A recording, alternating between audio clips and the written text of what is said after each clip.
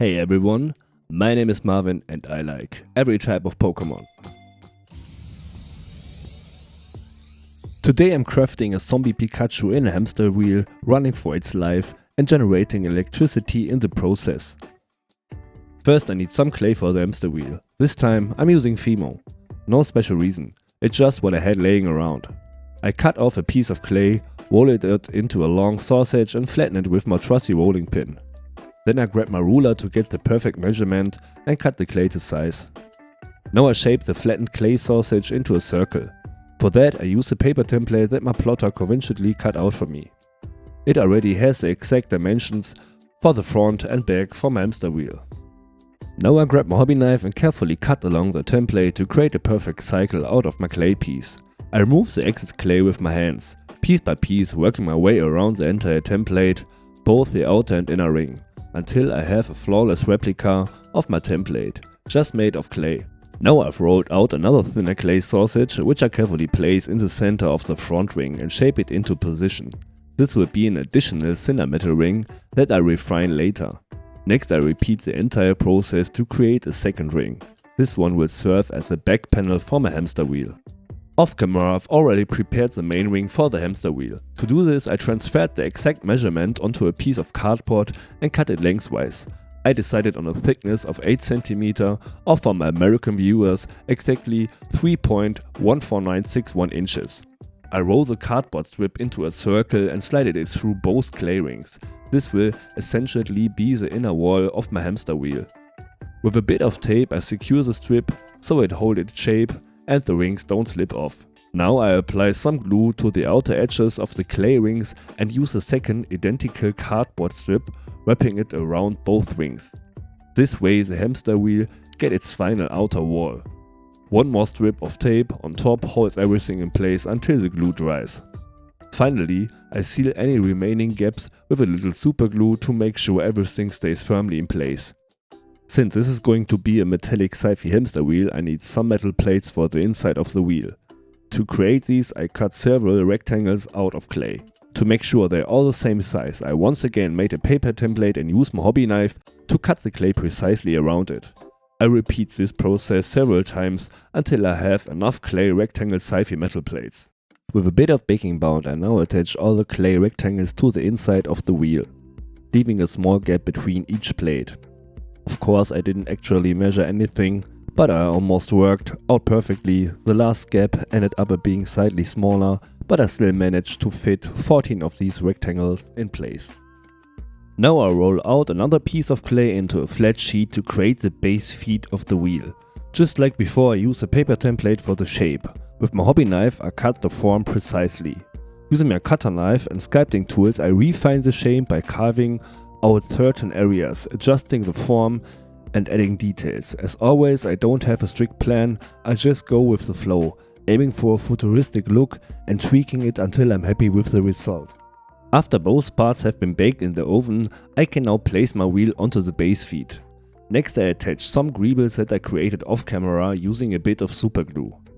The purpose of greebles is to slap a bunch of different small pieces onto an object, each supposedly having its own function, until it's so packed that it looks like something really special and unique. Now I prime the entire surface in black. Once everything is dry, I'm ready to use the right color for the perfect look. I mix a light grey with a blue grey, turn on my airbrush and start spraying the entire surface of the hamster wheel with this new shade. I choose this grey shade because it fits perfectly with the sci-fi metallic hamster wheel look, and I really like how it looks. I paint the metal strip on the front in a rich yellow tone. This will be the classic warning caution strip in the typical yellow and black strip pattern. Using a piece of steel wool, I add a metallic texture to the surface with silver paint. Unfortunately, at this point my camera decided to quit on me, so I can show you that I also applied a black wash to darken the color and give it more depth and texture. The black stripes on the yellow front strip were also done around this time, but I'm sure you can imagine how I went about that. Now I attach some cables to the entire surface that I made off camera using Super Sculpting and already baked in the oven.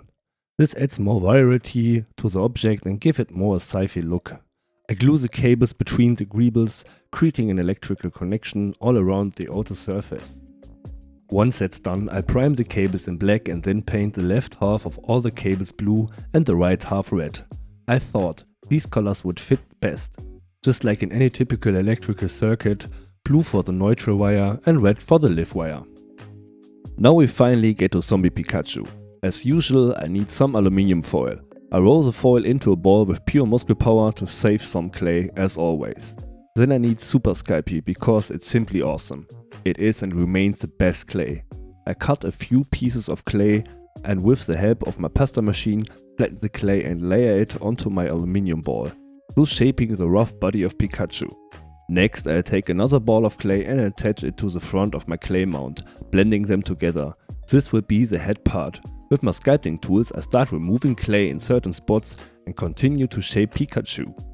This way I further defined his back, belly, sides and head until the clay lump gradually takes one more of Pikachu's shape and appearance.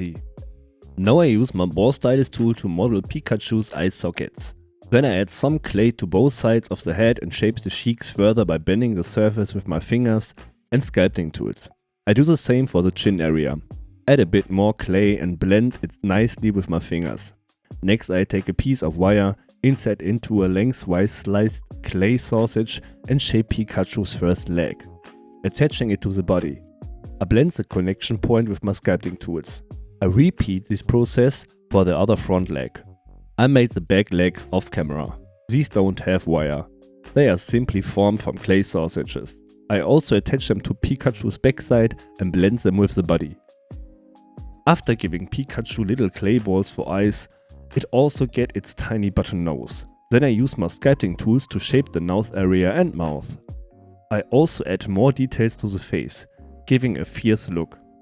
Since our Pikachu is a zombie Pikachu, I now add some gapping wounds. For this I use my craft knife to cut into Pikachu's side. With my ball stylus tool I give the surface a fleshy texture. Perfect for the wound. The belly gets another wound, made the same way. Now I use my silicone tool to sculpt the 3 toes on each foot. I do this for both the back and front feet.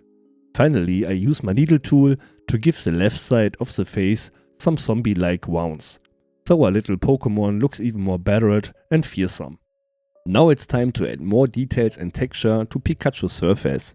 That means it's fur time. I use my sculpting tool to create the fur texture by making fine grooves all over Pikachu's body. There are many ways to model fur, but I thought this simple style suits his figure best. Now Pikachu needs its ears, which I made off camera, and I'll add some texture to them as well. Then I attach both ears to Pikachu's head and add some ribs protruding from the gapping wound. I'll add some clay to the mouth and sculpting Pikachu's teeth with my sculpting tools. Of course Pikachu gets its tail too. I made that off camera. Pikachu will now get a collar which I made from a thin clay sausage and attach around its neck. I blend the collar with my sculpting tools. Now enjoy the painting job. In the meantime, let me tell you why I'm making a zombie Pikachu in a hamster wheel. I found the idea of a Pikachu in a hamster wheel that has to run to generate electricity simply hilarious. Why? Because Pikachu is an electric Pokemon and actually wouldn't need to run. And why a zombie? Because zombies are cool. As you can see, I've painted Pikachu yellow and now I'm adding black to the tips of its ears. I also paint the little button nose black, as well as the left eye, which is the only eye Pikachu still has intact. The base of the tail of course gets its typical brown color, and Pikachu also gets its 2 brown stripes on its back. The right eye is painted zombie white to show that its Pikachu isn't quite as normal as it used to be. Now I apply some washes to give the surface more texture. Pikachu's wounds are given a pink flesh-like color. The fur gets a green wash that I blend, giving the figure a slightly moldy decayed look. The wounds then get a red wash to make the flesh look nice and meaty. The ribs are painted in bone white. Finally, I made a chain out of clay, painted it silver and attached it to Pikachu's collar. Now I attach Pikachu to a glue stick and glue it along with Pikachu into the hamster wheel. I fasten the chain to the top edge. Now it looks like Pikachu is running in its wheel. And with that, we're ready. Time for the final reveal.